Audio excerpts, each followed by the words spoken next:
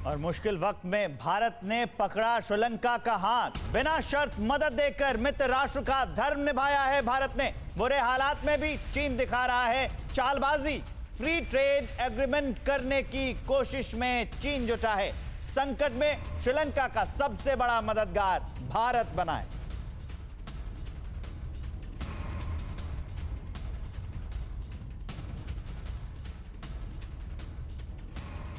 और देखिए, अब आपको यह भी समझना, ये जानना जरूरी है कि आखिर अभी तक भारत ने कितनी मदद की है श्रीलंका की। 2022 में श्रीलंका को कितनी मदद पहुंचाई गई है भारत की ओर से, आपको हम बताते हैं कि कब कब भारत ने ये मदद की। देखिए, ग्राफिक्स है, ये बिग वॉल पर इंफॉर्मेशन है, पूरी डिटेल्स है। श्रीलंका को अभी 2022 में किसने कितनी मदद की है।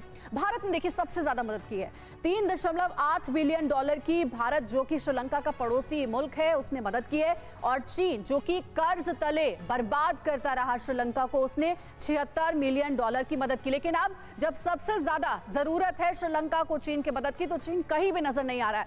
IMF ने 2022 में किसी भी तरीके की कोई मदद नहीं की है, वर्ल्ड बैंक ने भी मदद नहीं की है। लेकिन हाँ, ये जरूर है कि IMF और वर्ल्ड बैंक की ओर से अभी तक मदद का इंतजार है। IMF ने यह कहा है कि सबसे पहले एक लीडरशिप लेकर आइए श्रीलंका में, फिर हम बातचीत करेंगे, फिर हम तैयार है मदद के लिए। अब देखिए, श्रीलंका को संभावित मदद जो है वो कौन कौन कर सकता है, कैसे मदद होगी। भारत की अगर बात करें तो भारत कह रहा है कि करीब $1 बिलियन की मदद की जा सकती है। यह संभावित मदद का प्लान है।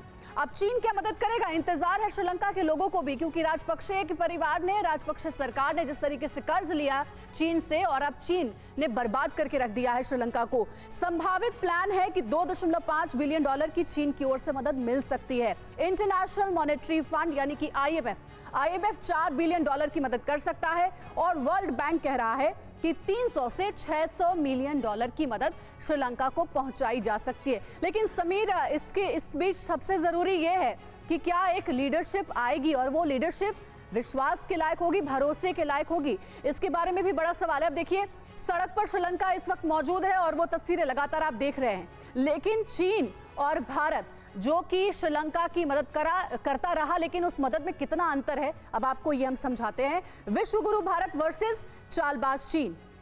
विश्वगुरु भारत ने क्या मदद की, पड़ोसी और मित्र राष्ट्र का धर्म निभाया, हमेशा से श्रीलंका को आश्वस्त करता रहा मदद के लिए। चालबाज चीन ने क्या किया, चीन की नीति है विस्तारवादी की, और इसीलिए हम्बनटोटा पोर्ट ऐसे हालात में पहुंच गया जो कि श्रीलंका में मौजूद है, जिस पर अब चीन का पूरी तरीके से कब्जा है। मदद से पहले अपनी डील पर बात चीन हमेशा मनवाता रहा है शर्तों के साथ। भारत ने क्या किया, बिना शर्त हर तरीके से अभी तक श्रीलंका को मदद पहुंचाई है। विश्वगुरु भारत ने और कैसे मदद की, ये भी जानिए। वैश्विक ताकत जैसी भूमिका अभी तक दिखाई दी है, और चीन की ओर से संकट की घड़ी में अधर में छोड़ दिया गया है श्रीलंका को। चीन अब कहीं भी नजर नहीं आ रहा है मदद के लिए। भारत ने एक्टिव रोल के बावजूद व्यवस्था में कोई इंटरफेरेंस नहीं दिखाया, दखल नहीं किया। लेकिन चीन ने क्या किया, अपने हिसाब से पॉलिसी बनवाने का प्रेशर हमेशा से श्रीलंका की सरकार पर चीन बनाता रहा।